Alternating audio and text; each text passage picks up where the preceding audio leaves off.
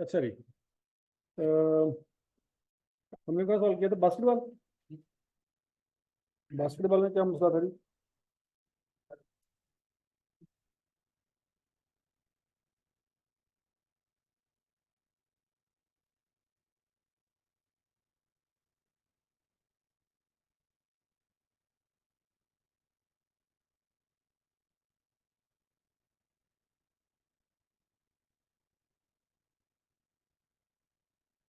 अच्छा, ये सारा डाटा से दिया हुआ है बच्चों। सवाल फिर भी पढ़ लेते हैं एक दफा। Basketball Private Limited is in the process of planning for the next year. BPL is currently operating at 70% of its production capacity. इस वक्त किस कैपेसिटी पे काम कर रहे हैं वो? 70% पे।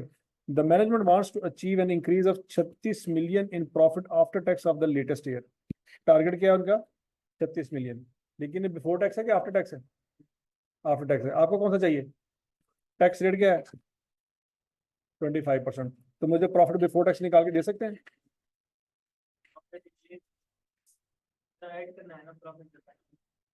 हाँ हाँ, इंक्रीज करना ना। इंक्रीज क्या मतलब है? इस वक्त कितना प्रॉफिट है? 90। 90 में 36 जमा करें, 126 आना। ठीक हो गया। 126 को किस पे डिवाइड करेंगे? 75 पे डिवाइड करेंगे और मल्टीप्लाई किससे करेंगे? 100 से। तो प्रॉफिट बिफोर टैक्स आ रहे हैं 168 है। समझ आ गया सबको? ये वाला पॉइंट तो आपको आपको क्लियर हो जाना चाहिए कि अगर आई का प्रॉफिट आफ्टर टैक्स देगा तो आपने सबसे पहले क्या करना है? बिफोर टैक्स निकाल। आगे चलते हैं। Following are the major assumptions projection for the next year budget. अच्छा, अब मसला ये है बच्चों, ये जो सेल है ना, ये दो चीजों का प्रोडक्ट है। किसका? Sale price into units. ठीक है जी। अब मसला ये है कि हमें यूनिट्स नहीं पता कि 567 मिलियन जो उसने कमाया है, कितने यूनिट बेच के कमाया। अगर सेल प्राइस पता होती तो क्या निकाल लेते, और अगर यूनिट्स पता होते तो क्या निकाल लेते? Sale price. मसला ये है कि ना सेल प्राइस पता है ना यूनिट्स पता है। लेकिन इतना पता लग गया है कि वेरिएबल कॉस्ट कितने परसेंट है और यहाँ पे कितने परसेंट है। तो यहाँ से बच्चों वेरिएबल कॉस्ट और यहाँ से वेरिएबल कॉस्ट निकाल के इस सेल रेवेन्यू में से माइनस करेंगे तो कंट्रीब्यूशन आ जाएगा। नहीं समझे? नहीं समझे? इस 400 के अंदर मुझे पता वेरिएबल कॉस्ट कितनी है?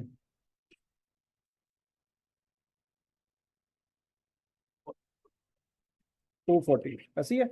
इस 47 के अंदर वेरिएबल कॉस्ट कितनी है? 18.8। और फिक्स कॉस्ट कितनी है?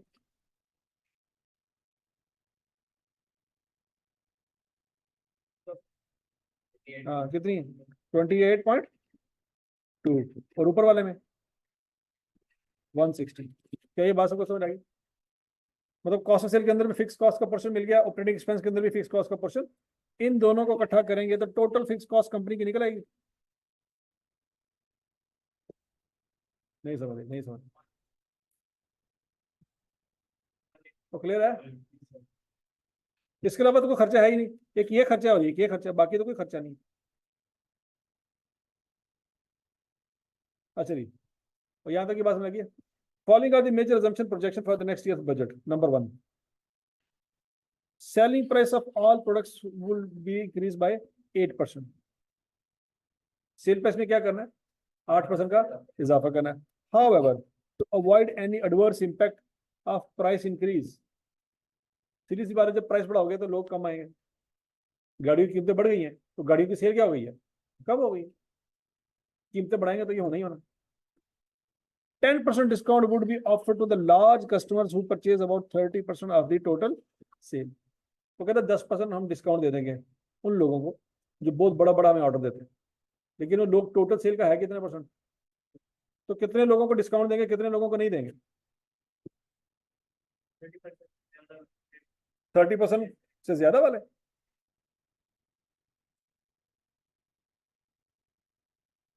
क्या 10% डिस्काउंट तमाम लोगों को देंगे? नहीं, कितने लोगों को देंगे?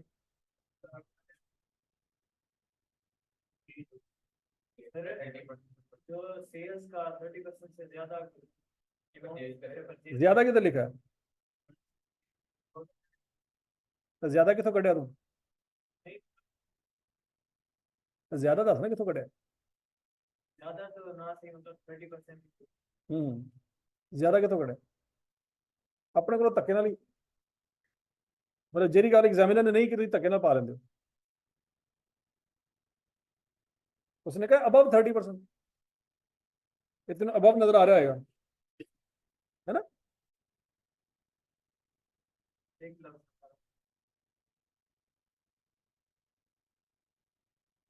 इसका मुझे उर्दू में तर्जुमा बताएं, क्या कह रहे हैं?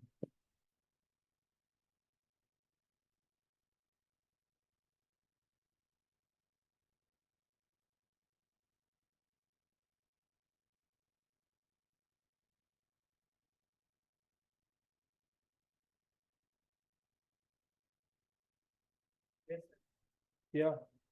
सर 10% उनको डिस्काउंट देंगे जो मतलब इसके लास्ट कर, जो तकरीबन 30% है, 6 रुपये उसको 10%। तो कितने लोगों से फिर 8% चार्ज करेंगे? बाकी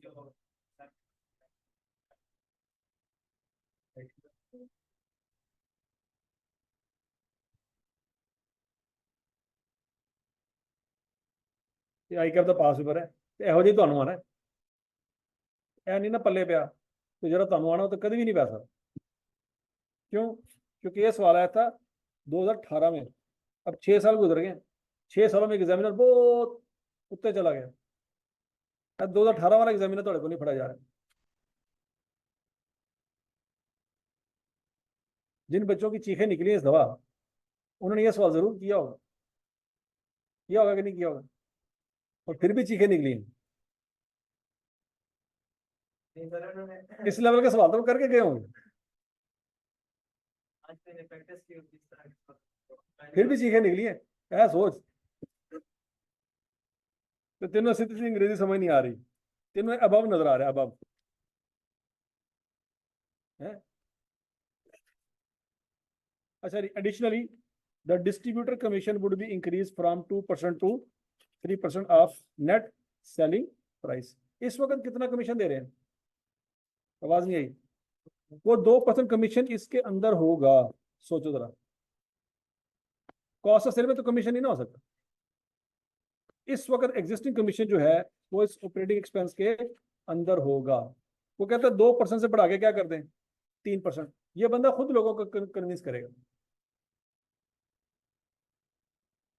जब सेल प्राइस बढ़ाओगे तो लोग भाग जाएंगे, तो लोगों को रोकने के लिए क्या करो, कमीशन एजेंट का कमीशन बढ़ा दो, ताकि वो क्या करे, भागने वाले लोगों को क्या करे, मजीद मजीद ऊंची ऊंची झूठ बोले, बहुत अला प्रोडक्ट है, बहुत अला प्रोडक्ट है, बहुत अला प्रोडक्ट है। यार की जो चेंज है तुम पता ही नहीं, नवी टेक्नोलॉजी, नवी टेक्नोलॉजी। क्यों? अपने 1% के पीछे। देखा, कंपनियां ये साइंस खेलती हैं। अच्छा जी, अगला point, average variable cost other than distributor commission are projected to increase by 4%। अब डिस्ट्रीब्यूटर का जो कमीशन है वो फिक्स कॉस्ट है कि वेरिएबल कॉस्ट है? वेरिएबल कॉस्ट है। वो कहता है उसके अलावा बाकी जितने भी खर्चे हैं उसमें क्या हो जाएगा, 4% इजाफा हो जाएगा। While fix cost other than depreciation are projected to increase by 5%। अब बच्चों अगला मसला ये है, आपने यहाँ पे टोटल फिक्स कॉस्ट निकाल ली 160 जमा 28, कितना हो गया? 188.2। इस 188.2 के अंदर फिक्स कॉस्ट डेप्रिसिएशन भी होगी। क्या डेप्रिसिएशन पे महंगाई का इंपैक्ट आता है? नहीं आता। तो कहता है इसमें से क्या करो, डेप्रिसिएशन माइनस कर दो, बाकी जो बचेगा उसमें इजाफा होना, डेप्रिसिएशन में इजाफा नहीं होगा। ठीक है जी। Depreciation for the latest year was 90 million and would remain. तो कहता है इस साल में जो आपने टोटल फिक्स कॉस्ट चार्ज की ना 188, उसमें डेप्रिसिएशन कितनी है, तो बाकी कितनी होगी है? 98.2। तो जो महंगाई होनी है वो किस पे होनी है? 98.2 में होनी है, डेप्रिसिएशन में कोई महंगाई। तो ये सारी बातें समझ आ गई। टोटल 3 पॉइंट है बच्चों, कि ये तीनों पॉइंट 100% समझ आ गए, क्योंकि जब तक ये 3 पॉइंट समझ नहीं ना आएंगे, ये तो उसी में समझाना हूँ नहीं मैं समझा तो डी एस सी लिखते ऐसे। पढ़ो इसको, 2 दफा पढ़ो, 3 दफा पढ़ो, मुझे समझाओ ये क्या क्या है।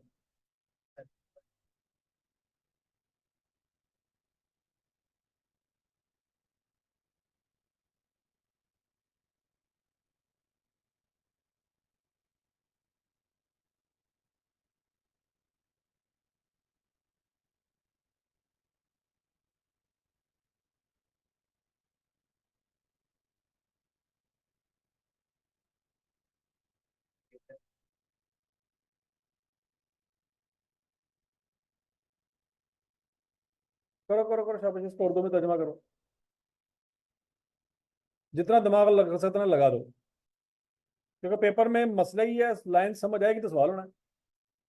जो लाइन ही समझ ना आई तो सवाल तो सीधा घंटा में बैठे रहो, गलत ही होना सवाल।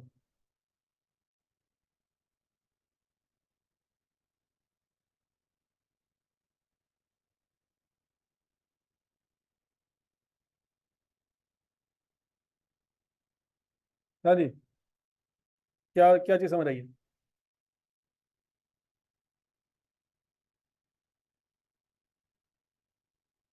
ठीक है।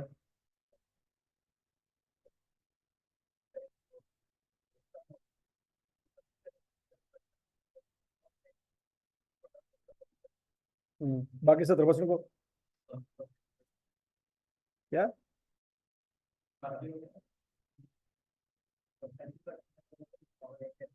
तो बाकी,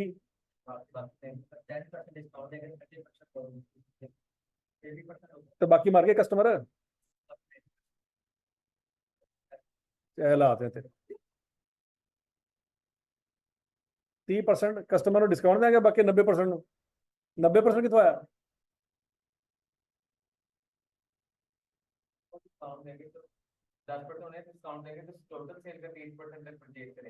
तो जो बाकी टोटल सेल का 70% है, 90 कितना आया? चवल लेना हो तो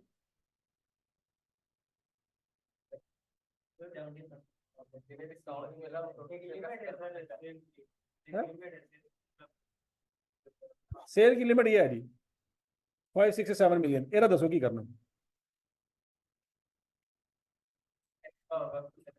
किसका? लो 30%, मर गए।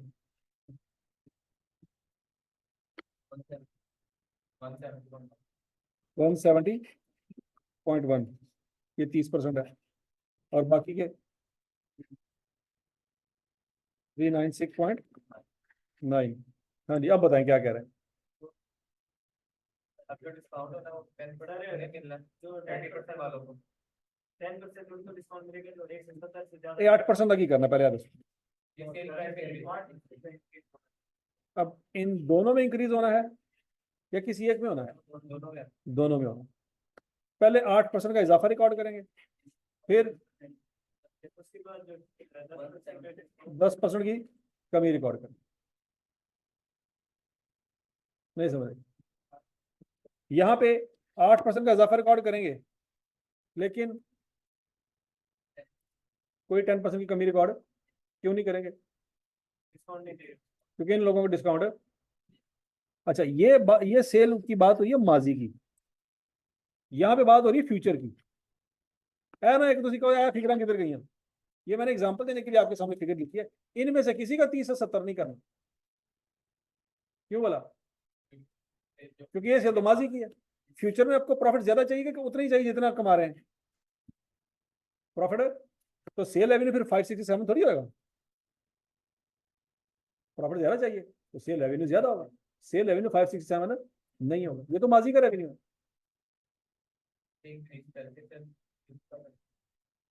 बात समझ आ गई?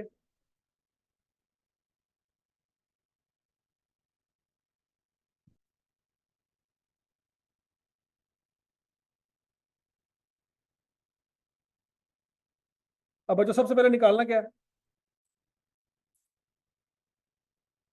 Amount of sale required to achieve the target profit. सबसे पहले फॉर्मूला लिखेंगे बच्चों, सेल्स रुपीज, क्योंकि उसने बच्चों यहाँ पे बात की अमाउंट, किसकी बात की है, अमाउंट। तो बच्चों अमाउंट का फार्मूला क्या होगा, fix cost plus target profit before tax divided by CS. अब यहाँ पे फिक्स कॉस्ट आपको निकालनी पड़ेगी ना, उसकी थोड़ी सी वर्किंग मैंने आपको यहाँ पे समझाई हुई है। ये 188 कहाँ से आया, ये 90 कहाँ से आया, ये 98.2 कहाँ से आया, ये वर्किंग नंबर 1 हो रहेगी हमारी।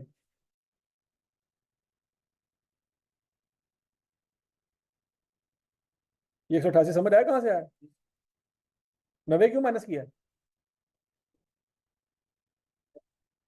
98.2 का क्या करेंगे, इसमें इंक्रीज करें कितने परसेंट, 5%। ये वर्किंग नंबर 1 जरा देखो, ये बात समझ आती है।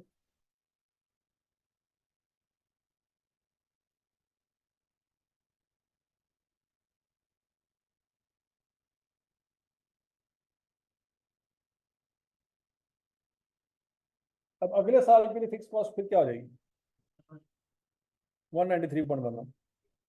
ये समझ आनी चाहिए आया कैसे। वर्किंग नंबर 1 सुकून से नोट करो, शाबाश, कोई गलती नहीं करनी, कोई जल्दी नहीं करनी, कोई बात समझ नहीं आती पूछ लो।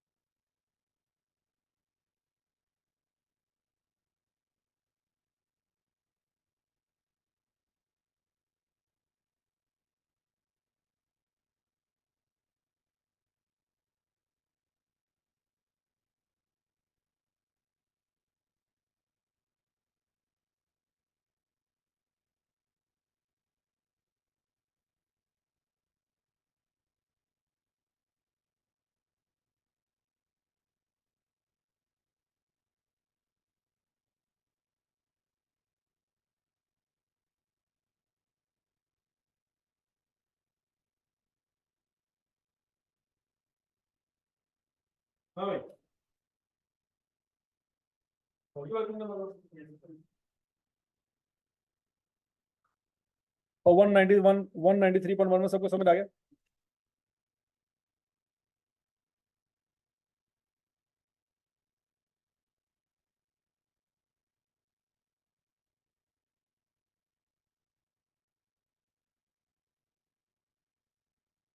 अच्छा जी बच्चों, अब आपने निकालना है सेल प्राइस। क्या निकालनी है, सेल प्राइस। उसके लिए वर्किंग करते हैं, वर्किंग नंबर 2। सेल प्राइस क्यों चाहिए वैसे हमें, सीएस रेशियो निकालने के लिए चाहिए, कैसी है। अच्छा अब जरा सुनो ध्यान से, इस वक्त हमारा रेवेन्यू कितना है, 567। इसमें दो चीजें हैं, सेल प्राइस इंटू यूनिट्स, ऐसी है। अब बच्चों 567 हमारा रेवेन्यू है और हमने बढ़ानी है सेल प्राइस, कितने परसेंट, 8%। तो 1.08 से मल्टीप्लाई कर देंगे तो रेवेन्यू आ जाएगा हमारे पास 612.36।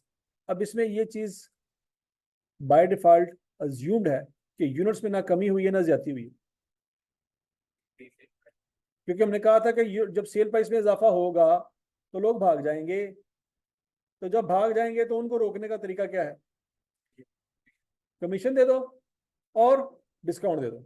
ये दोनों हरकतें इसलिए की हैं कि यूनिट्स में कोई चेंज, यहां तक की बात समझी। तो अगर नंबर ऑफ यूनिट्स वही रहेंगे, सिर्फ सेल प्राइस में इजाफा रिकॉर्ड करेंगे, तो 567 को सीधा सीधा 1.08 से मल्टीप्लाई कर सकते हैं, नहीं बात समझी, तो बोलो तो सही। अब जितने यूनिट्स इसके अंदर हैं उतने ही यूनिट्स इसके अंदर हैं, ना यूनिट्स में इजाफा हुआ ना यूनिट्स में कमी हुई। तो ये बात कैसे मिली। अब अगला पॉइंट, ये तो टोटल पैसा कमाएंगे डिस्काउंट दिए बगैर। इस 612.36 में तो डिस्काउंट आपने किसी को भी नहीं दिया, लेकिन आपने डिस्काउंट देना है सबको, नहीं 30% को। तो 612.36 का लेंगे 30%, 612.36 से क्या करेंगे, 30% लेंगे। तो वो कस्टमर का रेवेन्यू निकल आएगा जो बड़े बड़े कस्टमर, ठीक हो गया? नहीं, बात समझ, उनसे हमने पूरे पैसे नहीं लेने। वो जो बड़े बड़े कस्टमर है उनसे हमने पूरे पैसे, उनसे हमने 90% पैसे लेने। यही पॉइंट समझ आता है? अगर 100 रुपया बनता है तो उनसे 100 रुपया नहीं लेंगे, 90 रुपये लेंगे। तो 612.36 को 30% से मल्टीप्लाई किया, फिर 90% से मल्टीप्लाई किया। ये लॉजिक समझ आ रही है?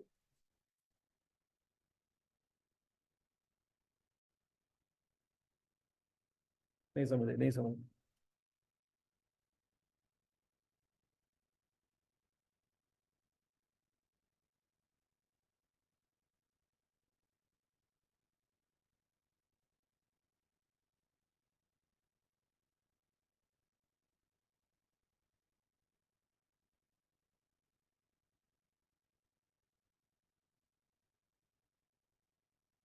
612.36 ये टोटल रेवेन्यू है।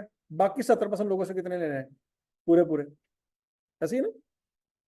तो 612.36 का लिया 70%।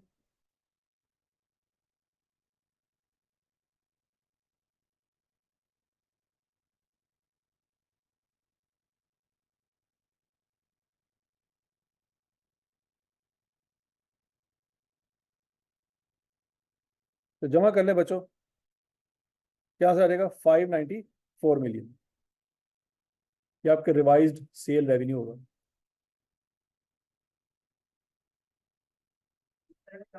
10% डिस्काउंट निकाल के उसको इसमें से माइनस कर देते तो 12 में। 10% डिस्काउंट, ठीक है, वैसे भी करने को मसला नहीं, लेकिन 10% डिस्काउंट निकालने के लिए आप, कहिए ना, वहाँ से 10 से हाँ ठीक है, ठीक है, ठीक है, कर लें, ठीक है, कोई मसला नहीं।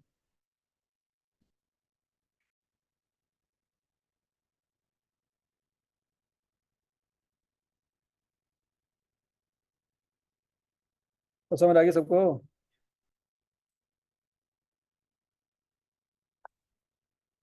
वर्किंग नंबर 2 सबको क्लियर है? हमारा सेल रेवेन्यू फाइनल हो गया, कितना? 594 मिलियन।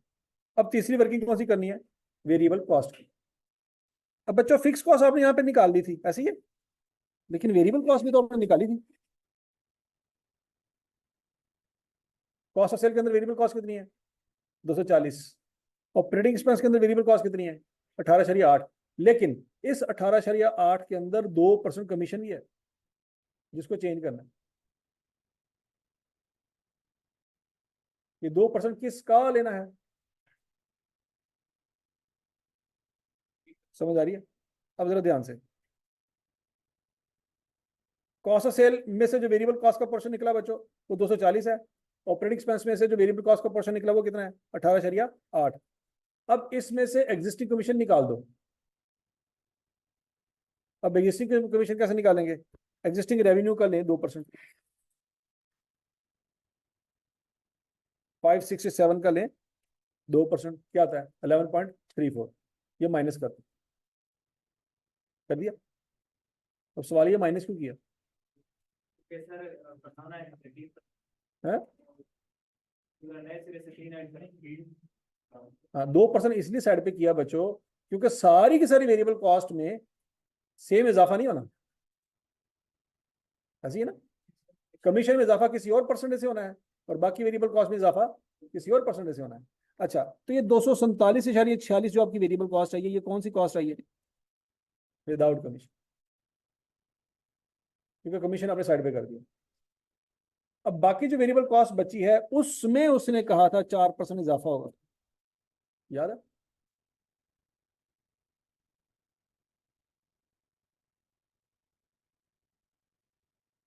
बाकी वेरिएबल कॉस्ट में कितने परसेंट इजाफा होगा जी? 4%।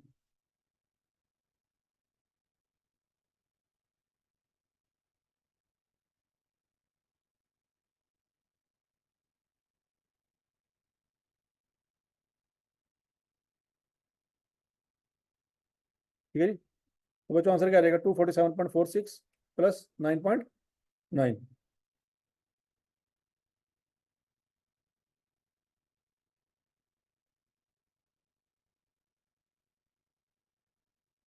नहीं समझ आई?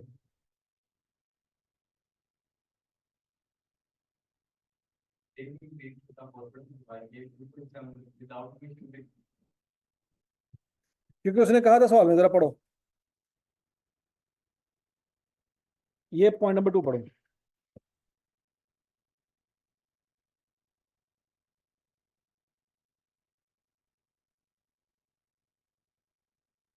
ठीक है ना? अब समझ आई कमीशन मैंने साइड पे क्यों किया? क्यों? अगर मैं बच्चों इन दोनों को टोटल करता हूं, इनका 4% इजाफा कर लेता तो क्या गलती होती? कमीशन भी 4% से इंक्रीज हो जाता। समझ आई है? इसलिए कमीशन को पहले निकाल दिया, साइड पे कर दिया। अच्छा, पता कैसे लगा कि कमीशन इसके अंदर है?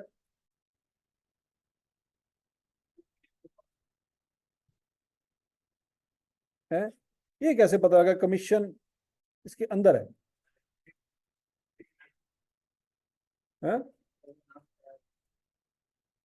क्यों? ना बताया तो क्या मैं अंदर यूं करेंगे?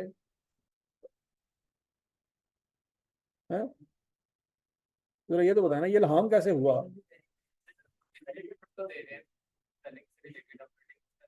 हाँ, डिस्ट्रीब्यूशन को जब डिस्ट्रीब्यूटर को जब कमीशन दे रहे हैं ना बच्चों, तो वो ऑपरेटिंग एक्सपेंस में आना है, कॉस्ट ऑफ सेल में नहीं आना। और ऑपरेटिंग एक्सपेंस सारे के सारे आपको दे दिए हैं, तो कमीशन इसके अंदर कॉमन सेंस है।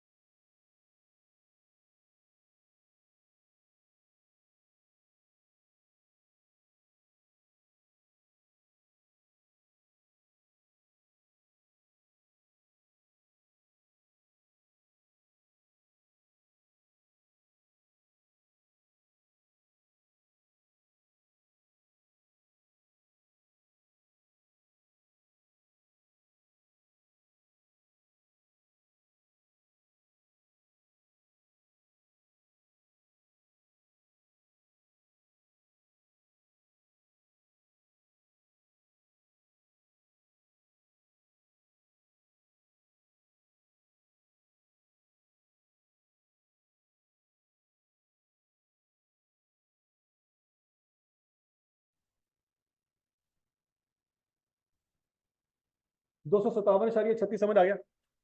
अब इसमें कमीशन ऐड करना है। क्या ऐड करना है? कमीशन पुराने रेवेन्यू का नहीं, नए रेवेन्यू का। अब हमने नया रेवेन्यू बेचना है ना। नया रेवेन्यू कितना है? 594। ये वर्किंग नंबर 2। समझ आइए? इस 594 का 30% है, 3% है जो हमने डीलरों को पे करना। नहीं समझ आई? तो 567 का 2% क्यों माइनस किया? ये काम क्यों किया था? है?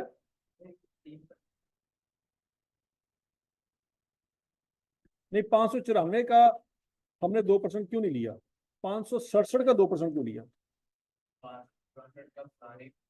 पुरानी वेरिएबल कॉस्ट में 567 का ही शामिल था, वो माइनस करेंगे। लेकिन जब नई कॉस्ट निकाल रहे होंगे तो उसे नए रेवेन्यू का शामिल करेंगे जो फ्यूचर में पे करना।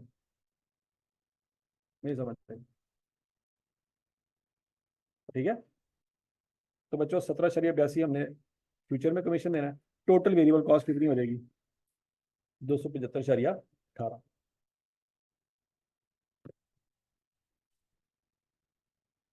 ठीक हो गया? अब बच्चों आपके पास सेल्स रेवेन्यू भी आ गया। सोचो सोचो सोचो सोचो। सेल रेवेन्यू आ गया। कितना आया? 594। और वेरिएबल कॉस्ट भी आ गई 275। वहां से बच्चों CS रेशियो निकाल सकते हैं और कंट्रीब्यूशन निकाल सकते हैं। निकाले जरा।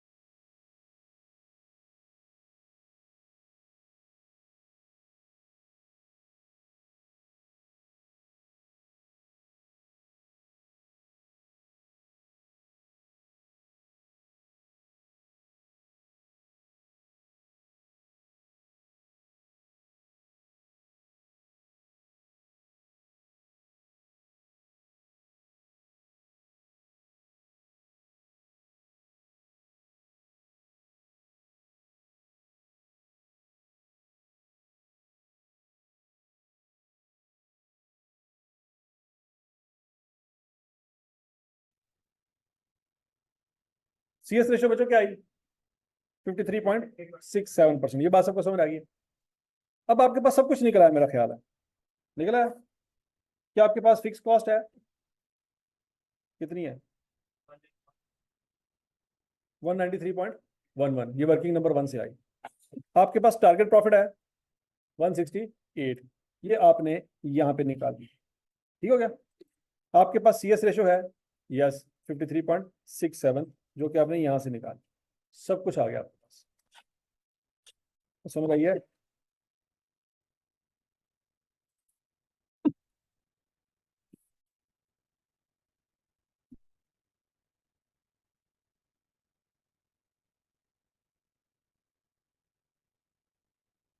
तो बच्चों आपके पास सेल आ जाएंगे 672.833 मिलियन। ये आपकी वो टारगेट सेल है जिसको आप अचीव करेंगे तो आपका 126 मिलियन का प्रॉफिट आ जाएगा।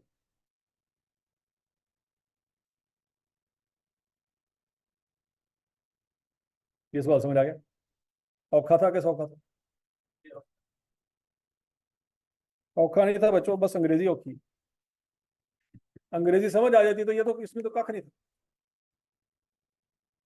जैसे तो ये लगे फिर भी कौन से नाम उसका तो आप एकदम उफ, डेप्थ। ठीक है जी, ये 9 नंबर का पार्ट था। पार्ट बी पढ़ते हैं जी। कहता determine the production capacity that would be utilized to achieve the sales as computed in A above। कहता इस वक्त हम, उसने बताया ऊपर, इस वक्त हम 70% कैपेसिटी पे हैं। कहता जब आप 5,67,000 567 मिलियन की बजाय जब 594 मिलियन पे जाएंगे, डेफिनेटली कैपेसिटी में इजाफा तो होगा। तो कहता बताओ कितनी कैपेसिटी आपको बढ़ानी पड़ेगी प्लांट की?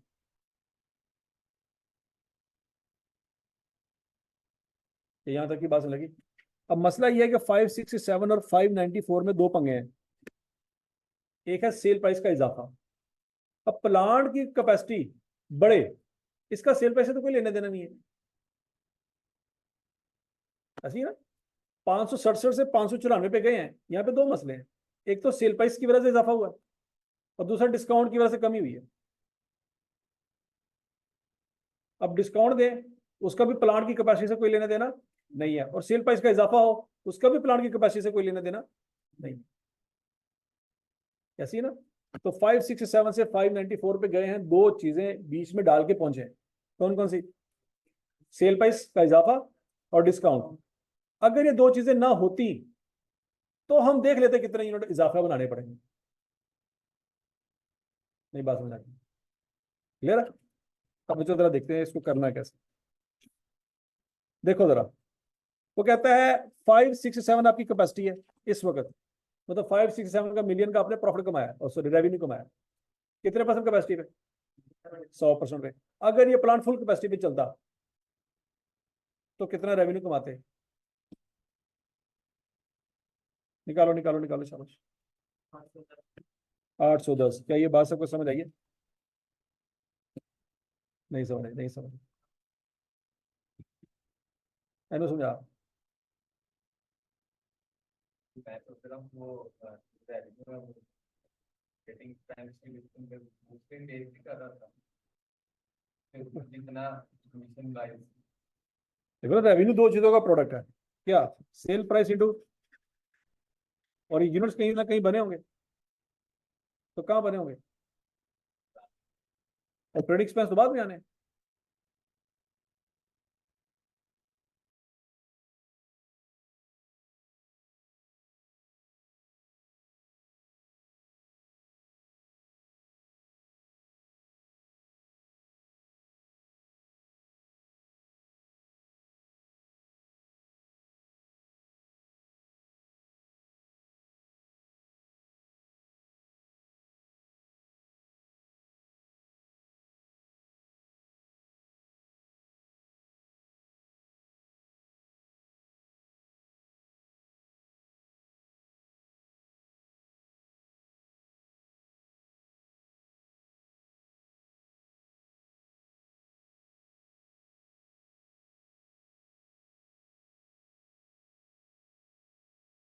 हाँ जी,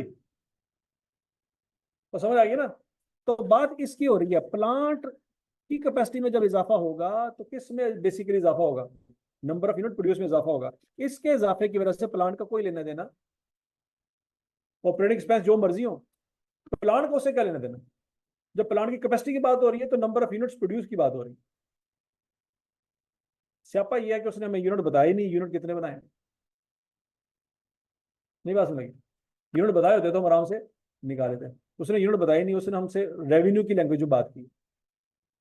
चलो हम देखते हैं कि अगर प्लांट 100% कैपेसिटी पे चल रहा होता तो कितना रेवेन्यू कमा रहे होते। अब गूंगे हो, बोलो तो सही, कितना कमा रहे होते, कितना कमा रहे होते। इस साल और चलो 810 कमा रहे होंगे, लिखा भी होया।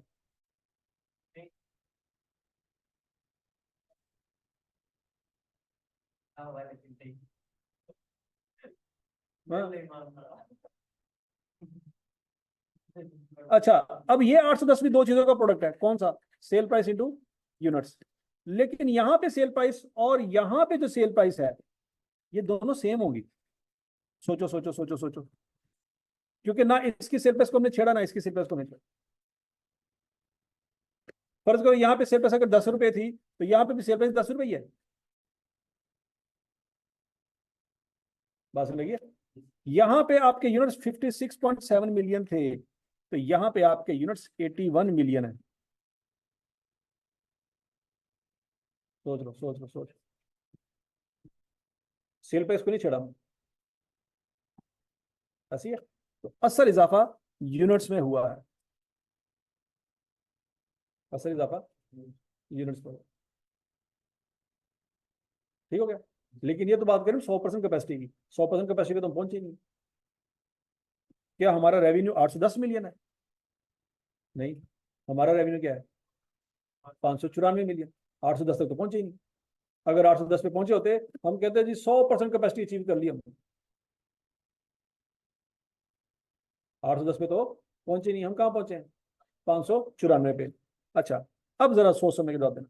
इस 594 के अंदर दो पंगे हैं जैसे मैंने आपको बताया। पहला पंगा क्या है, इसमें सेल प्राइस को बढ़ाया आपने 8% से, और कुछ लोगों को डिस्काउंट दिया, सबको नहीं दिया, कुछ लोगों को डिस्काउंट दिया। इस 810 में ना तो सेल प्राइस का इजाफा है और ना ही डिस्काउंट है। या तो 594 मिलियन में ये दोनों चीजें रिवर्स कर लो, या 810 मिलियन में ये दोनों चीजें शामिल कर लो ताकि कंपैरिजन हो सके। नहीं समझ रही, नहीं समझ रही।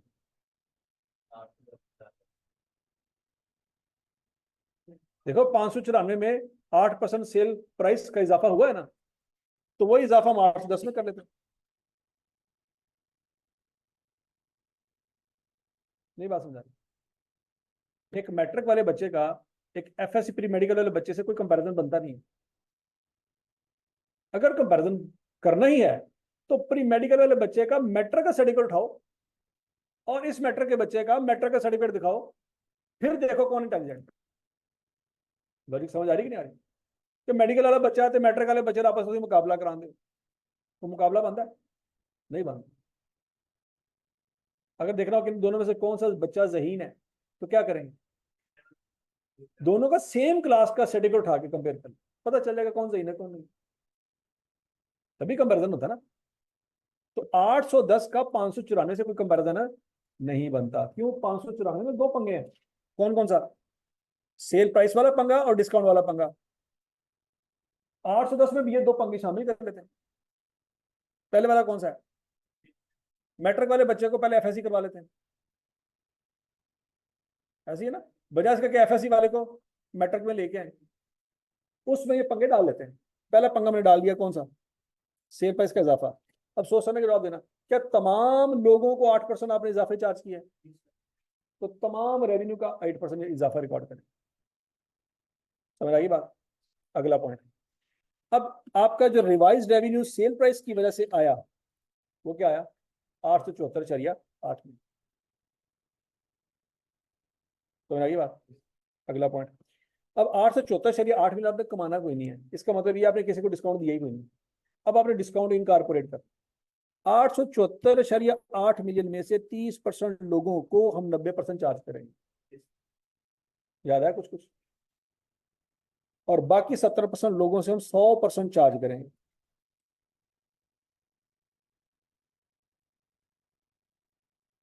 तो अगर डिस्काउंट वाला फैक्टर भी इनकॉर्पोरेट कर लें तो हमारा रिवाइज रेवेन्यू 848.56 आएगा। नहीं समझ आई? ज़्यादा तो सही।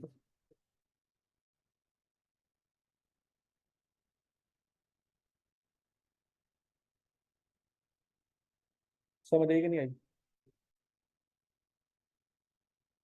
उन तमाम हालातों वाकयात के साथ जिसमें हमने सेल प्राइस बढ़ानी है और डिस्काउंट देना है, हमारे 100% प्लांट अगर चले तो बच्चों 848 रुपए का रेवेन्यू कमाएंगे हम, अगर हमारा प्लांट 100% चले। क्लियर हो गया? अब 848 को हम अपने रेवेन्यू से कंपेयर करेंगे।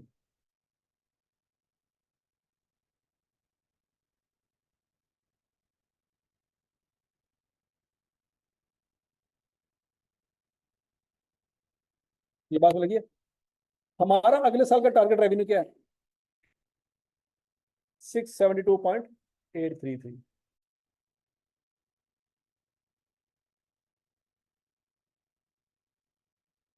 672.833 ये अगले साल का हमारा टारगेट है।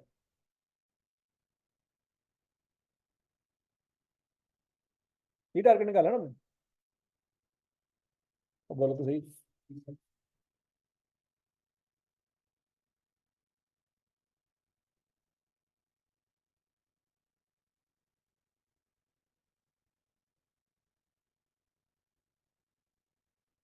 ठीक हो गया?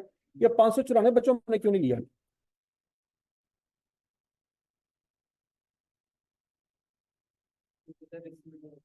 इसमें नंबर ऑफ यूनिट का इजाफा शामिल नहीं है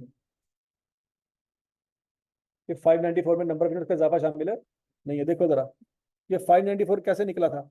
इसमें सिर्फ और सिर्फ हमने सेल प्राइस का इम्पैक्ट लिया था और डिस्काउंट का इम्पैक्ट लिया था, यूनिट्स का इम्पैक्ट तो लिया ही नहीं था। तो 594 जो आपका रेवेन्यू आ रहा है वो उसी नंबर ऑफ यूनिट्स पे आ रहा है जो यूनिट ऑलरेडी हम पिछले साल बना चुके हैं। इसमें तो नंबर यूनिट का इजाफा लिया ही नहीं था हमने। अब जब आप 136 168 मिलियन का प्रॉफिट कमाने की कोशिश करेंगे तब आपका रेवेन्यू 594 की बजाय क्या हो जाएगा? 672। इसमें नंबर ऑफ यूनिट का इजाफा। ये कौन समझ आया? अब जरा सोच समझ के जवाब देना बच्चों। अगर हमारा प्लांट 100% चले,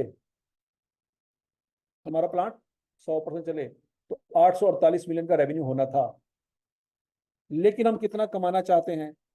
672 मिलियन कमाना चाहते हैं। तो बताओ 672 848 का कितने परसेंट है? 79.28%।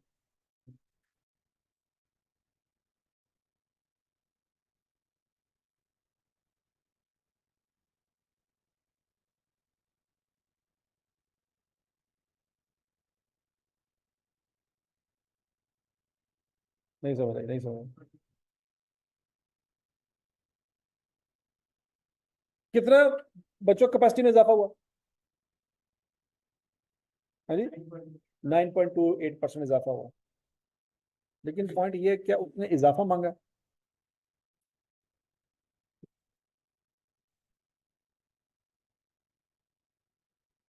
क्या उसने इजाफा मांगा? क्या मांगा उसने? तो हमारा आंसर क्या होगा? 9.28। हमारा आंसर 9.28 तो नहीं है। हमारा आंसर 9.28 कब ठीक होता? अगर वो कहता है कि इंक्रीज इन कैपेसिटी कितनी है, हमारा आंसर क्या होता? 9.28। उसने इंक्रीज इन कैपेसिटी तो नहीं मांगा, उसने क्या मांगा? Determine the production capacity that would be utilized to achieve the sales as computed in A above। ये बात समझ लगी बच्चों? हम कहेंगे कि ये वाली सेल्स को अचीव करना है तो हमारे प्लांट की कैपेसिटी 79.28% तक जानी चाहिए।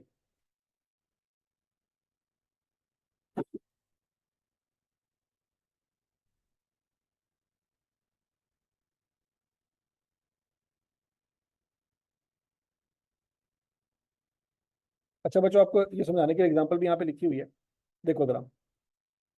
अगर फर्ज करो हमारी सेल प्राइस होती है 10 रुपए, सेल प्राइस क्या होती, और यूनिट्स होते 500, तो हम कितना रेवेन्यू कमा रहे होते, 5 लाख। अब हमने अपने सेल प्राइस को बढ़ा लिया, क्या कर लिया, 8% से बढ़ा लिया। तो जब 8% से बढ़ाएंगे तो हमारी सेल प्राइस 10 रुपए नहीं रहेगी, क्या रहेगी, 10 या 8। नंबर ऑफ यूनिट्स में इजाफा रिकॉर्ड नहीं करना, पहले भी यूनिट 500 थे, अभी भी यूनिट, तो हमारा रेवेन्यू ऑटोमेटिकली बढ़ गया, 5400 हो गया। अब आई क्या, आपने ना तो हमें यूनिट्स दिए, ना हमें सेल प्राइस दी, कुछ भी नहीं ना दिया। हमने 5400 की सेल रेवेन्यू निकालना है, क्या निकालना है, उसने हमें पुराना सेल रेवेन्यू दिया हुआ है, नए वाला सेल रेवेन्यू निकालना है। तो बच्चों क्या 5000 का 1.08% ले लेंगे तब भी आंसर आ जाएगा?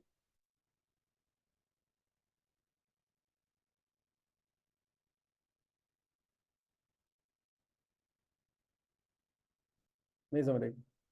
अगर मैं कहूँ ये 5400 मेरा रिवाइज रेवेन्यू है, तो क्या इसका मतलब ये है कि इसके अंदर यूनिट में भी इजाफा हुआ है? नहीं, सिर्फ सेल प्राइस में इजाफा हुआ। आई कैप ने हमें यूनिट नहीं दिए थे तो ना दे, हम रेवेन्यू को पकड़ेंगे, 1.08 से मल्टीप्लाई करेंगे, तो रिवाइज रेवेन्यू आ जाएगा जिसमें यूनिट का इजाफा कोई नहीं हुआ। ये बात समझ नहीं समझ आगे ठीक है ना, उसने हमें सेल प्राइस नहीं दी, ना दे। उसने हमें यूनिट्स नहीं दिए, ना दे। उसने कहा सेल प्राइस में 8% इजाफा, उसने नहीं बताया सेल प्राइस 10 रुपए या 15 रुपए 20 रुपए, ना बताया। हम टोटल रेवेन्यू का 1.08% ले लेंगे, ऑटोमेटिकली सेल प्राइस की वजह से जो इजाफा है वो उसमें इनकारपोरेट हो जाएगा। इसका हरगिज मतलब ये नहीं है कि यूनिट में इजाफा हुआ, यूनिट में कोई इजाफा नहीं है। समझ आ गई? तो बोलो तो सही, ये बात मैं यहाँ पे दोबारा क्यों बता रहा हूँ बच्चों, जब आपने सेल रेवेन्यू निकाला था 594 मिलियन निकाला था ना, तो मैंने 567 को 1.08 से मल्टीप्लाई किया था, तो उस रेवेन्यू में सिर्फ सेल प्राइस का इजाफा रिकॉर्ड हुआ था, नंबर ऑफ यूनिट का इजाफा रिकॉर्ड नहीं हुआ था। इस 594 में एक भी यूनिट एक्स्ट्रा नहीं बना, इस 594 में एक भी यूनिट एक्स्ट्रा नहीं बना था। मतलब ये 594 मिलियन का रेवेन्यू भी आपका 70% कैपेसिटी पे ही आएगा। पॉइंट समझ आ रहा है कि नहीं आ रहा? उसने पूछा था कि बताओ पार्ट ए में निकाला हुआ रेवेन्यू हासिल करने के लिए प्लांट की कैपेसिटी कितनी एक्स्ट्रा होगी। तो पार्ट ए का रेवेन्यू जो था वो 594 नहीं था, 672 था। 594 वाले में तो एक यूनिट का इजाफा नहीं है, वो तो 70% ही है। तो 672 मिलियन पे जाने के लिए बच्चों आपको 70 से ऊपर 9% जाना पड़ेगा।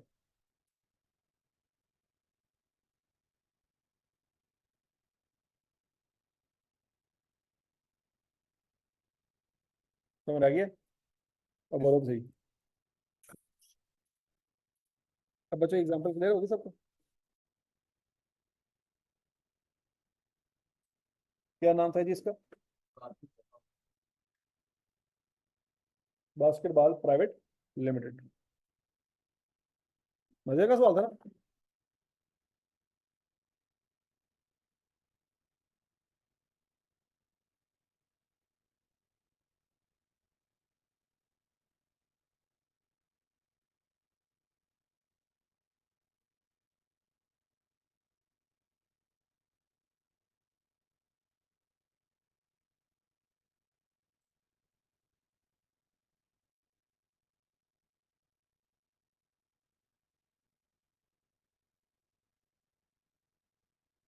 ये सवाल जरा पड़े शाबाश।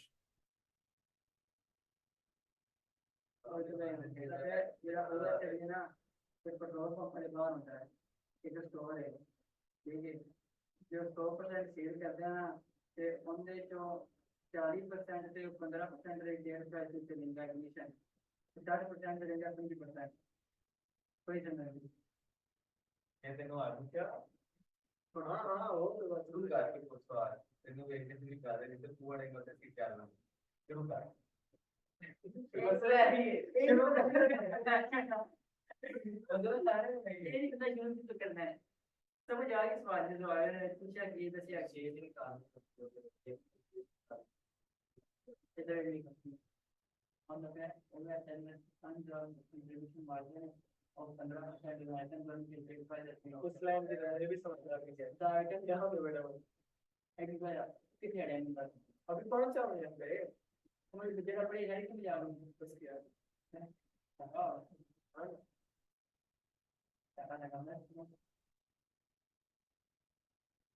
क्या काम है वेरिएबल बहुत ये पता है समझदारी शुरू कैसे की ये समझदारी की मतलब क्या बता दे यार देख फार्मूला उस पे कौन सा है ठीक है। अच्छा उसमें देख फार्मूले की चीजें गलत है हां और उस फार्मूले की चीजें इसमें ब्रेक इवन सेल्स मांगी है, मतलब यूनिट मांगी है। यूनिट नाम है ठीक है, तो फिर इसको उसने दो ऑप्शन दिए हैं कि अगर वो रैंक 75,000 देता है या वो रैंक 4,000 है और 5% टोटल सेल कमीशन। हाँ तो ये दो ऑप्शन के दो मतलब के हमने निकाले ब्रेक इवन, हां दो ब्रेक निकल दो ब्रेक इवन निकाला। और ब्रेक इवन के लिए क्या क्या चाहिए होता है भाई? ये टोटल में बड़ा कंट्रीब्यूशन कंट्रीब्यूशन और कंट्रीब्यूशन मार्जिन 30 है मार्केट क्या हुआ? है जी ये ना बात में जा रहे थे इसमें क्या पूछ रहे हैं ये नहीं समझ रहा सवाल क्यों कहाँ से करना है कैसे करना रिपोर्ट में तुम जाइए कैसे है चलो नहीं, बिल्कुल सुन जाओ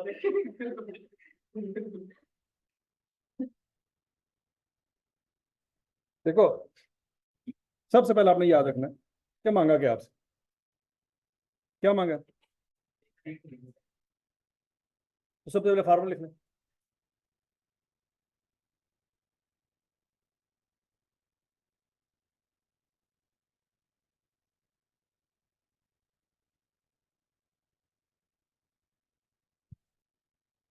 ठीक हो गया जी? सबसे पहले क्या लिख लिया?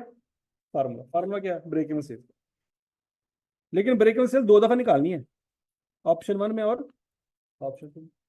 तो ऑप्शन 1 की वर्किंग ज्यादा और ऑप्शन 2 की वर्किंग ज्यादा। पार्ट बी में उसने क्या कहा? टीचर अब option would you recommend and why? ये डिसीजन मेकिंग है।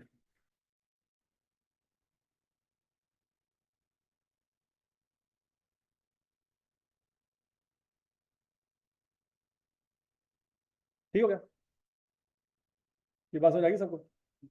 तो ये है जी आपकी क्या है? Decision making. यहां से आपको हल्का फुल्का समझ आ जाना चाहिए करना आ गया ब्रेक इवन निकालना। दो कॉलम बना लेंगे, एक ऑप्शन 1 का कॉलम और एक ऑप्शन 2 का कॉलम, उसमें ब्रेक इवन सेल का फार्मूला पुट कर लेंगे। अब आपने देखना यह है कि break even sales in unit चाहिए या इन अमाउंट चाहिए। यूनिट्स में उस वक्त निकलेंगी जब आपके पास सेल प्राइस अलग से होगी, क्योंकि कंट्रीब्यूशन पर यूनिट चाहिए होगा ना। तो कंट्रीब्यूशन पर यूनिट उसमें कर निकलेगा जब वेरिएबल कॉस्ट भी पर यूनिट हो और सेल प्राइस भी पर यूनिट हो। लेकिन अगर आई कैप आपको सेल प्राइस क्वेश्चन में देता ही नहीं है, जैसे पिछले सवाल में था, तो आप फिर कंट्रीब्यूशन पर यूनिट निकाल ही नहीं सकते। फिर उस वक्त आपके पास एक ही चीज बचती है, CS रेशियो आप निकाल सकते हैं, कंट्रीब्यूशन पर यूनिट नहीं निकाल सकते। तो जब आप CS रेशियो निकाल सकते हैं तो फिर आपके पास अमाउंट ही आएगी, यूनिट्स नहीं आ सकते। यहां तक की बात लगी? अब जरा इसको पढ़ें।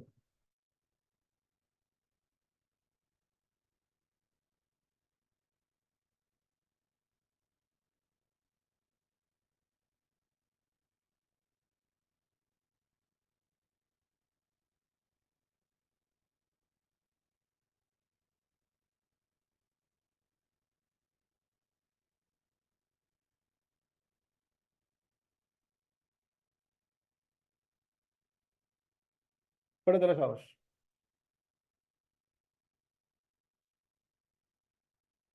पढ़ लिया?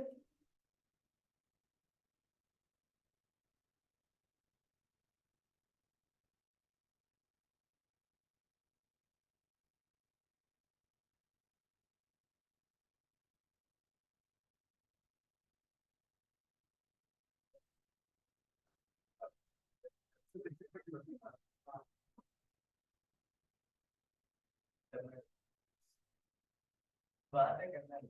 और बात जो होता है इंफॉर्मेशन दिया ना वगैरह जिस पे डिस्क्रिप्शन में स्टेप लगाने हैं ना उधर जाकर तो 20% सेल से कम होगी। अच्छा देखें जी, एक मिनट। वो कहते हैं जी Orient Store Limited operates retail outlet at various petrol pump across the city. The average monthly performance of the outlet is as under. Sales कितनी है जी? 1500. Rent expense 50. Other fixed cost 150। ये मुख्तलिफ किस्म के पेट्रोल पंप पे आपने देखा होगा, छोटी छोटी स्टोर ओपन होते हैं, ऐसी है ना, रिटेल आउटलेट्स। तो जरूरी नहीं है वो पेट्रोल पंप की मलकियत हो, किसी और बंदे ने वो स्पेस रेंट पे ली हो। पॉइंट समझ आया कि नहीं आया?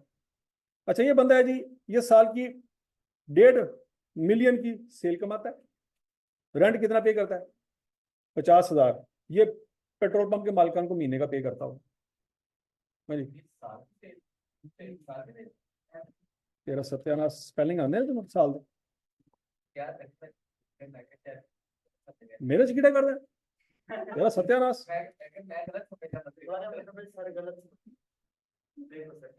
मैं पेपर दे रही था बारी के लिए। हाँ, अच्छा जी, अगला point, OSL earns a contribution margin of 15% on items on which retail prices are printed। अच्छा, अब आपको पता है 2-3 तरह की निम्को पड़ी होती है इन स्टोर्स पे। एक वो होती है जो किसी ब्रांडेड कंपनी की होती है, उसने प्राइस लिखी होती है, और एक वो होती है जो सिंपल प्लास्टिक के शॉपर में पैक होती है, अर्तुगुल पापड़, नाम सुने होंगे। ये क्या है? ये लोकल किस्म की कंपनियां बना बना के बेची जा रही है, उस पर सेल प्राइस प्रिंट नहीं होती। तो जिसपे सेल प्राइस प्रिंट नहीं है, वो स्टोर का मालिक उसका जो मर्जी रेट लगाए। आपको तो नहीं पता ना सेल प्राइस क्या है, मतलब को कहेगा जनाब ये पेप्सी की बोतल है, तो आपको पता होगा कितने की, बात समझ लगी। लेकिन क्या जी नहीं भाईजान, ये गोरमे कोला है या दूसरी है लोकल, उसका कोई रेट नहीं लिखा हुआ, तो जो वो कहेगा आपने देने पड़ेगी। यहां तक की बात समझ लगी। तो कहता है it earns a contribution margin of 15%। 15% का मतलब ये है कि अगर सेल प्राइस 100 रुपया थी तो वेरिएबल कॉस्ट क्या होगी? 85 रुपये होगी। तो ये कितना कमा रहा है? 15 रुपये कमा रहा है on items on which retail prices are printed. These items constitute 40% of total sale। किन से 15% कमा रहा है? और 40% सेल कौन सी है? जिस पे प्राइस प्रिंट है या प्रिंट नहीं है? है प्रिंट है। यहां तक की बात में लगी। तो फिर ऐसी सेल्स जिस पे कुछ प्रिंट नहीं है वो कितने % होगी?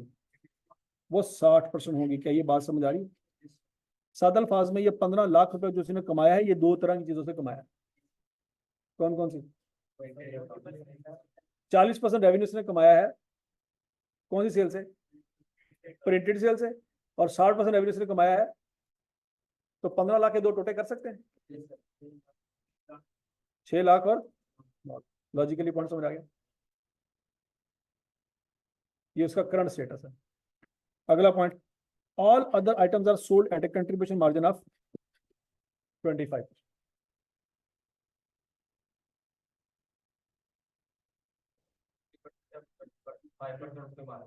मतलब सादा अल्फाज में जो नॉन प्रिंटेड सेल है, अगर वो 100 रुपए की बेच रहा है तो 75 रुपए उसकी वेरिएबल कॉस्ट होगी और 25 रुपए वो वहां से कमा रहा हो।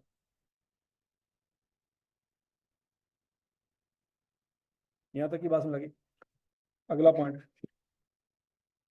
Shoaib Enterprise has offered OSL to establish an outlet at one of its petrol pump located in a posh area of the city। ये एक कंपनी आई है इसके पास, उसका अपना पेट्रोल पंप है। वो कहता है DHA में आके अपनी आउटलेट खोलो। कहाँ पे आगे? पोश एरिया, समझ आ रहा है? एक ऐसा एरिया जहाँ पे सिर्फ अमीर लोग ही रहते हैं। ठीक है जी। OSL's planning department estimates that at the proposed location the sales volume would be 20% lower than the average। वो कहता है DA विच घर ते बड़े बड़े होंगे ने, लोग बहुत थोड़े होंगे ने। नहीं बात समझ लगी? जीवन हाना में कमरा एक होगा लेकिन 20 बंदे बड़े होंगे। देखो पेट्रोल पंप वाले ये गल सोचते हैं। ठीक है जी। यार DHA में जाएंगे ठीक है, लेकिन वहां पे नंबर ऑफ कस्टमर क्या होंगे? हर कस्टमर के पास 3-4 करोड़ की गाड़ी होगी, लेकिन पापड़ तो उन्हें नहीं खाने ना, जिन्हें एक जीवन हाना वाले बच्चे ने खाने। क्यों? तो 2 मुंह होंगे और मैदा तो दोनों का सेम ही होगा ना। नहीं बात समझ लगी? तो उसकी सेल उस वक्त ज्यादा होगी अगर बंदे ज्यादा होंगे, तो बंदे ज्यादा वहां पे तो DHA में खोल लेंगे हम आउटलेट, लेकिन हमारी सेल्स के नंबर ऑफ पर्सन कस्टमर हमारे 20% नीचे चले जाए। यहाँ तक की बात समझा रही? Being a posh area, OSL would be able to charge 10% higher prices on items on which retail prices are not printed. वो कहता है जहां पे पेप्सी कोक हम बेचेंगे ना वहां पे तो वो हमसे लड़ सकते हैं तो भाजन उत्ते तुसी 50 रुपए लिखी है, चार्ज भी 100 रुपया कर देते। बात सुनिए, अक्सर देखा होगा कि ये जो मोटरवे के ऊपर जो होते हैं ना वो लोग लड़ रहे होते हैं, यार लेस तो 50 रुपए का पैकेट 200 रुपए का बेचने, क्यों? तो सेल पर प्रिंट है। बात समझ लगी कि नहीं लगी? लेकिन अगर ऐसी चीज बेचे जिसमें सेल पर प्रिंट ही ना हो, जिन्हें दी मर्जी बेचो। पॉइंट समझ आ रहा है? तो ये जो मोटरवे वाले उनको पता है कि ये मोटरवे तो थले लथ के जाके खा दे सकते नहीं, आना देना साढ़े को लिए जो मर्जी कर। 50 रुपए का लेस का पैकेट 200 में बेचेंगे, जितना मर्जी शोर मचा। समझ आएगी बात? अच्छा जी, अब वो कहता है पोश एरिया तो है, पोश एरिया होने की वजह से क्या होगा, बंदे कम होंगे, लेकिन वो अमीर है, वो बंदे क्या है, अमीर हैं, तो वहां पे हम जो अर्तुगल पापड़ होंगे ना वो महंगे करके सेल कर सकते। पेप्सी कोक के ऊपर तो शोर मचाएंगे वो, हो सकता मचाएं हो सकता ना मचाएं, लेकिन कहता है केयरफुली यार, मतलब उन पे हमने प्राइस नहीं बढ़ा सकते। किन पे प्राइस बढ़ा सकते हैं? जिस पे सेल प्राइस प्रिंट नहीं है उन पे सेल प्राइस हम क्या कर सकते हैं, बढ़ा सकते हैं। Other fix cost would be same as the average of the existing outlets. तो कहता है अदर फिक्स कॉस्ट कितनी पड़ रही थी ऑलरेडी, 150, वहां पे भी 150 ही पड़ेगी, इसमें कोई मसला नहीं है। अब ऑप्शन 1 क्या है? ऑप्शन 1 ये है, हाँ 10% हायर प्राइस करेंगे, मतलब उनसे पहले 25 ले रहे थे अब 35 लेंगे। पहले भी तो मतलब सेल प्राइस बढ़ाएंगे ना, सेल प्राइस 10, 100 से 110 पे चलिए, ठीक हो गया। वेरिएबल कॉस्ट में इजाफा होना कोई नहीं, तो कंट्रीब्यूशन ऑटोमेटिकली क्या हो जाएगा, बढ़ जाएगा, ठीक हो गया। क्योंकि प्रोडक्शन तो एक ही जगह पे हो रही है ना, प्रोडक्शन डीएचए में थोड़ी हो रही होगी। प्रोडक्शन जहां से पहले आप सब 75 रुपए का पापड़ ले रहे थे अभी भी 75 के ले रहे होंगे, उसको क्या पता कि ये आपने जीवनाना में बेचना और ये आपने डीएचए में बेचना, उस बंदे से तो सेम रेट पे ले रहे होंगे ना, वेरिएबल कॉस्ट में इजाफा नहीं होगा। पॉइंट समझ आ गया जी? अच्छा, determine the break even sales under the assumption that SE would monthly charge. SE कौन है? एसई वो बंदा है जो ये प्रपोजल लेके गया था, शोएब एंटरप्राइज, जिसके अपने पेट्रोल पंप। अब चूंकि उसके पेट्रोल पंप है, वो आपसे क्या चार्ज करेगा, रेंट चार्ज करेगा। तो कहता है जी, उसने कहा चूंकि डीएचए में आप ही ओपन कर रहे हो आउटलेट, तो पहले तो आप रेंट कितना देते थे जीवन आना में, लेकिन डीएचए में ओपन करने पे क्या देंगे, 75। एक तो हमारी आपसे ये डिमांड होगी, आप कहते नहीं यार बहुत ज्यादा, नहीं नहीं नहीं मैं नहीं। वो कहता ठीक है कोई मसला नहीं, एक और ऑप्शन भी है, आप 50,000 ही रेंट दे दें, 75 ना दें। कितना दे रहे थे, 50 रेंट, अभी भी हमें क्या दें, 50। लेकिन चूंकि आप वहां पे आएंगे और अमीरों से आपने पैसे चार्ज करने हैं, तो फिर हमें कमीशन चाहिए होगा 5%। अब आप टेंशन में पड़ गए, उनकी करिए, कोई 75,000 दे दीजिए या 50,000 दे दीजिए। पॉइंट समझ आ रहा है यहाँ? तो आपको दोनों सूरतों में ब्रेक इवन निकालना पड़ेगा। अब अगला पॉइंट, क्या बच्चों उसने आपको सेल प्राइस क्वेश्चन में बताई है? नहीं बताई, बताइए, नहीं बताई। क्या नंबर ऑफ यूनिट सोल्ड बताए? नहीं बताए।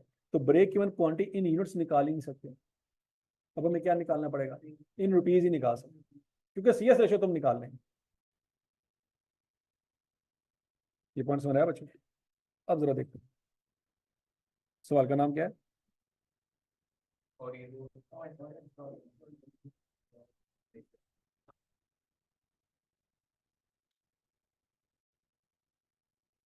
अब बच्चों दो कॉलम बनाएंगे, ऑप्शन 1 और ऑप्शन 2। सेल रेवेन्यू पहले निकालेंगे बच्चों, प्रिंटेड वाला ज्यादा और नॉन प्रिंटेड वाला ज्यादा, करके देखा था शाबाश। सेल रेवेन्यू निकालेंगे।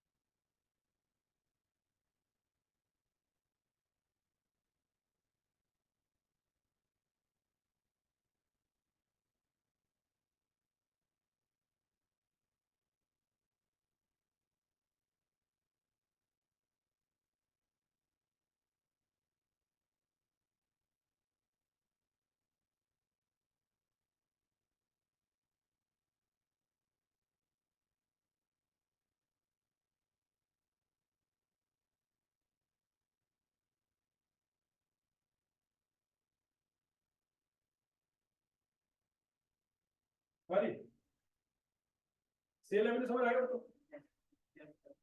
कि नहीं?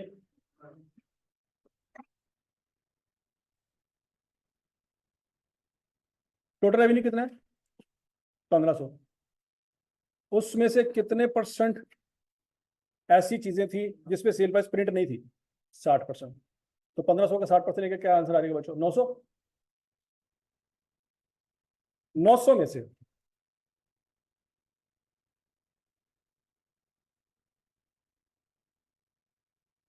उसने क्या कहा था? 80%। At the proposed location the sales volume would be 20% lower than the average. तो 20% दोनों में लोअर होगा या सिर्फ प्रिंटेड में लोअर होगा? दोनों में लोअर होगा, क्योंकि उसने प्रिंटेड नॉन प्रिंटेड की बात ही नहीं की। बंदे ही कम है, बंदे ही क्या है, तो चाहे प्रिंटेड वाले हैं चाहे नॉन प्रिंटेड वाले, दोनों ही कम है। और समझ आ गई सबको? तो बच्चों अच्छा जी, 1500 इंटू 60% इंटू 80%, ये 80% क्यों है, ये बात समझ आ गई? अगला पॉइंट, 10% प्राइस कहां पे चार्ज करेंगे? नॉन प्रिंटेड पे। तो नॉन प्रिंटेड के साथ 1.1 मल्टीप्लाई कर दें। 1.1 समझ आया सबको? तो बच्चों बताओ कितना रेवेन्यू निकलेगा?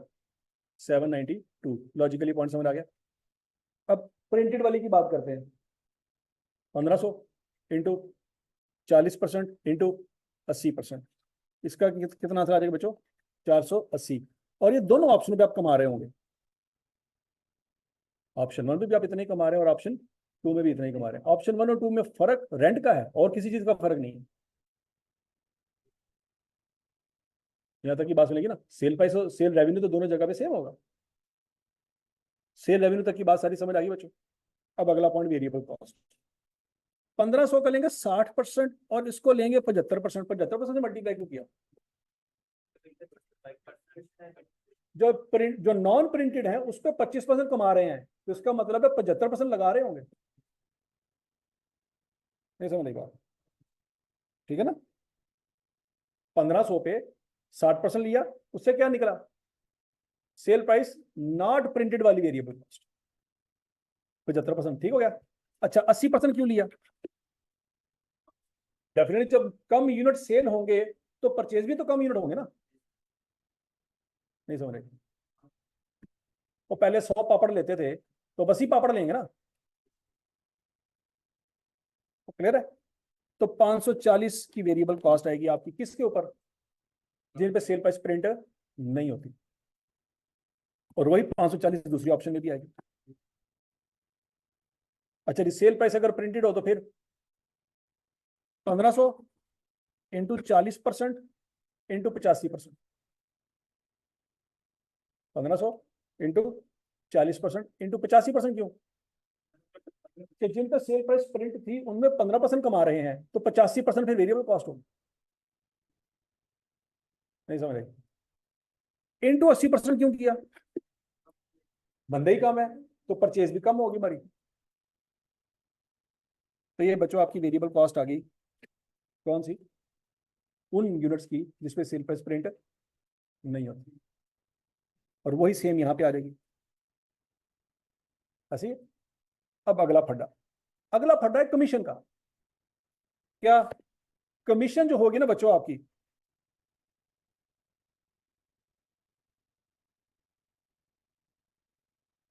कमीशन जो होगी ना आपकी, वो वेरिएबल कॉस्ट है कि फिक्स कॉस्ट है? कमीशन जो आपकी है वो वेरिएबल कॉस्ट है। तो बच्चों वो फिर कंट्रीब्यूशन की कैलकुलेशन से ऊपर आएगी, ऐसी है।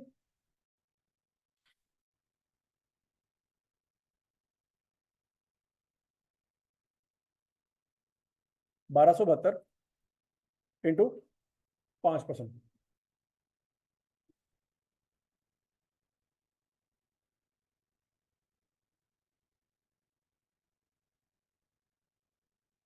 1272 का, ये 1272 कहां से आया बच्चों? देखो, जिस बंदे ने कमीशन लेना है, क्या उसने सिर्फ प्रिंटेड सेल पे कमीशन लेना है? उसने कहा भाईजान जो टोटल सेल है वो दिखाओ कितनी है, मैंने 5% कमीशन उसका लेना है। तो क्या आंसर आ जाएगा? 63.6। यहां तक की बात समझ लगी सबको? काम कर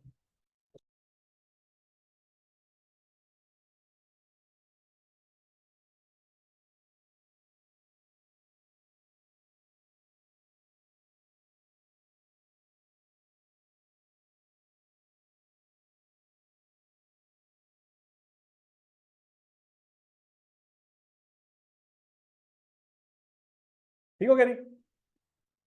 तो बच्चों कितना कमीशन पे करना पड़ेगा? 63.6। अच्छा, ये कमीशन दूसरी ऑप्शन में है, पहली ऑप्शन में क्यों नहीं है?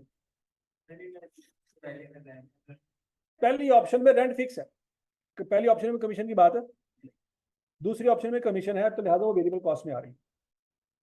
यहां तक क्लियर बच्चों? तो जब आप सेल रेवेन्यू में से वेरिएबल कॉस्ट माइनस कर दोगे तो आपके पास कंट्रीब्यूशन आ रहेगा।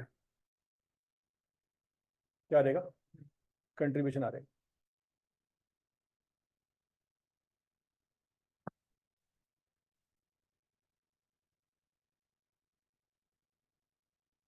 नहीं समझ रहे, नहीं समझ रहे।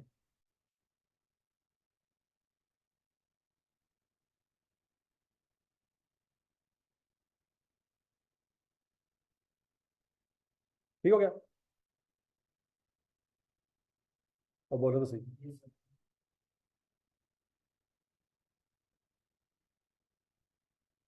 लेस फिक्स कॉस्ट बच्चों,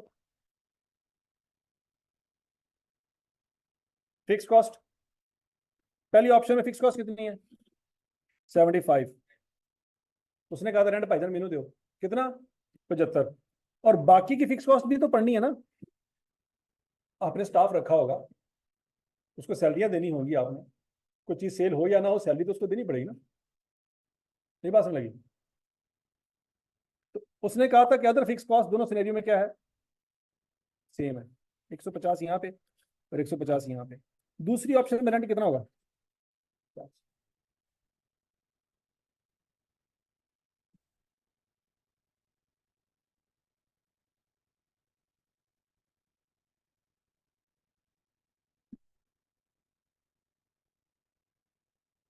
ठीक हो गया जी? तो बच्चों नेट प्रॉफिट निकल आएगा।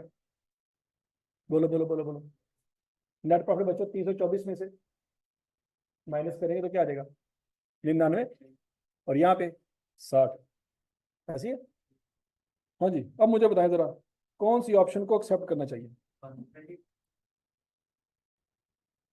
हाँ जी, पहली ऑप्शन को एक्सेप्ट करना चाहिए, सीधी सी बात। ये तो पार्ट बी का हमने आंसर निकाला। पार्ट ए में उसने ये तो नहीं पूछा था। पार्ट ए में उसने क्या पूछा था? Break even.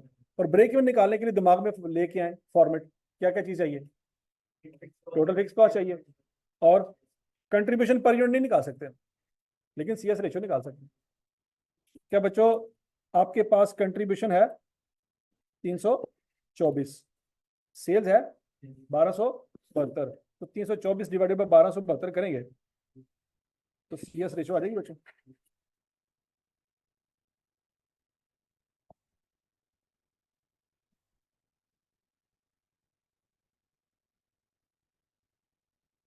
क्या आंसर आ जाएगा?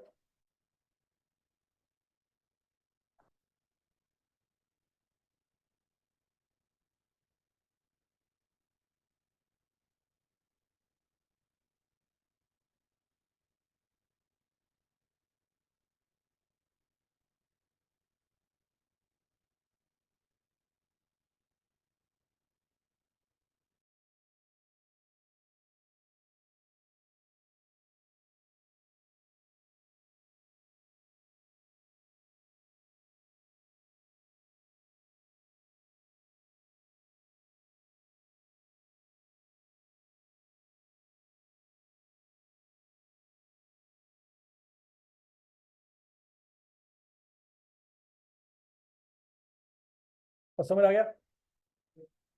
हाँ जी बच्चों, सीएम रेशियो क्या आएगी? 25.47। और दूसरे सिनेरियो में 20.47। अब बच्चों आपके पास फिक्स कॉस्ट भी है और आपके पास सीएस रेशियो भी है, निकाल सकते हैं ब्रेक इवन। ब्रेक इवन भी निकालें, और पार्ट नंबर जो बी है उसका आंसर भी बताएं जरा, क्या लिखेंगे?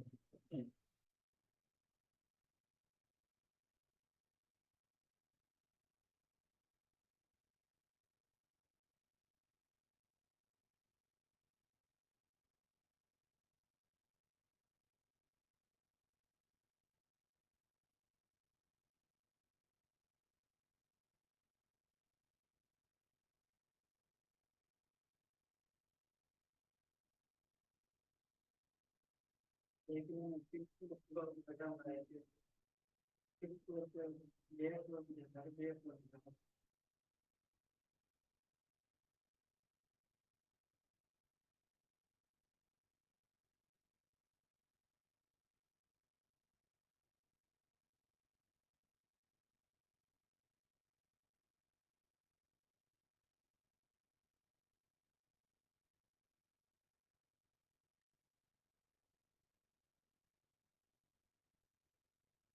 महाराष्ट्र का आविष्कार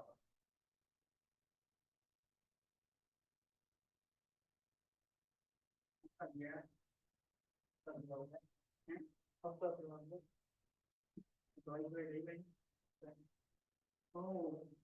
ठीक है मेरे काला बना तीन तरह की जा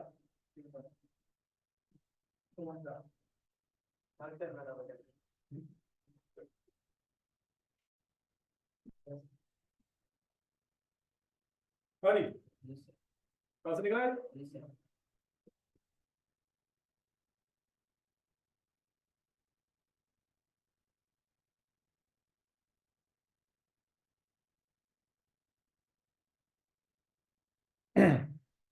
निकालने क्या आंसर आता है?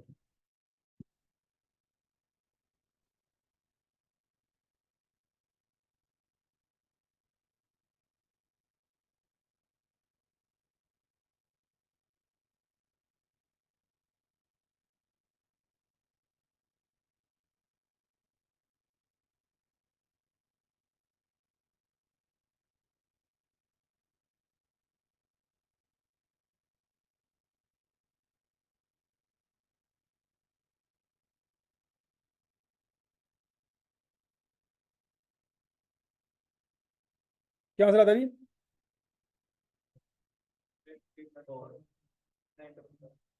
883.39 और 977.03। ऑप्शन कौन सी एक्सेप्ट करेंगे, जिसका ब्रेक इवन ज्यादा होगा? नहीं नहीं, ठीक है नहीं, ये बात याद रखनी है। अच्छा जी, ऑप्शन बी में अब बच्चों याद रखना, जब वो कहेगा ना which are above option would you recommend, इसका मतलब है आपसे अंग्रेजी मांग रहा है। क्या मांग रहा है? वो आपसे लिखी नहीं जानी, मौत पड़ जानी। हम कहेंगे वी रिकमेंड ऑप्शन 1। भाई क्या आपको पता है इतने तक इन्हें अंग्रेजी मुक जानी है, इसलिए आई क्या जानबूझ के कहा एंड वाई, दसो क्यों है? हाँ जी, because we would recommend option 1। यहां तक तो बात ठीक है, इतनी अंग्रेजी तो आ ही जाएगी। आई क्या बड़ा तेज है, कहना भाई ए भी दसो क्यों, ऐसे ठोस है ना, because option 1 is always good, we will always focus on option 1। FSC के बाद ऑप्शन 1 हमारे पास यही थी, सीए बढ़ गए, तुम सीए बढ़ गया है ना। तो क्या लिखेंगे बच्चों? Because profit under option 1 is greater than option.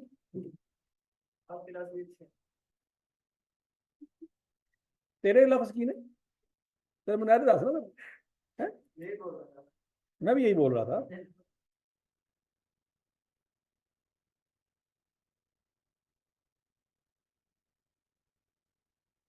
हम्म?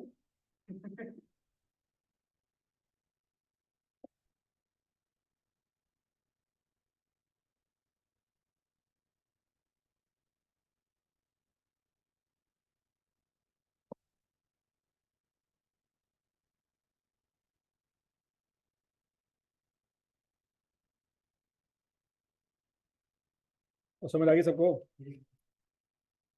ये सवाल क्लियर हो गया बच्चों? क्वेश्चन नंबर 1 क्लियर है? ये कौन सा सवाल था बच्चों? ओरिएंट स्टोर मजे का था। और कुछ कुछ समझ आ रही है कि करना क्या है सवाल, मेरा कोई सिर पैर नहीं है। आपने क्या देखना है? रिक्वायरमेंट, रिक्वायरमेंट के हिसाब से क्या लिखना है? फार्मूला, बाकी सब कुछ वर्किंग। उस फार्मूले में डाटा पुट करने के लिए जो जो भी निकालना पड़ेगा वो सब कुछ किस में जाएगा? वर्किंग में जाएगा। ये फॉर्मेट। अच्छा जी, तो मल्टी प्रोडक्ट हाइड्रा हो गया, माचियाटो केपी के डायरीज हो गया, ओरिएंट स्टोर भी हो गया। ठीक है बच्चों, आज के लिए इतने काफी है, आगे कुछ नहीं करना आपने। कादी कादी छुट्टी है चलो टेस्ट वाला कुछ एक बार इंग्लिश के क्रेडिट से डाल दो। सोल्यूशन मिल गया था उसका? जी सर। हाँ बस ठीक है, कल भाईजान क्लास होनी है, ना समझना कि कल छुट्टी, कोई छुट्टी छुट्टी नहीं है, संडे भी होना है आपका। जी सर। हाँ जी, ऑनलाइन स्टूडेंट्स मुझे बता दें आपको समझ आ गया जो पढ़ा था मैं? ऑनलाइन स्टूडेंट्स जो आज तक अभी नहीं पढ़ा, समझ आ गया आपको?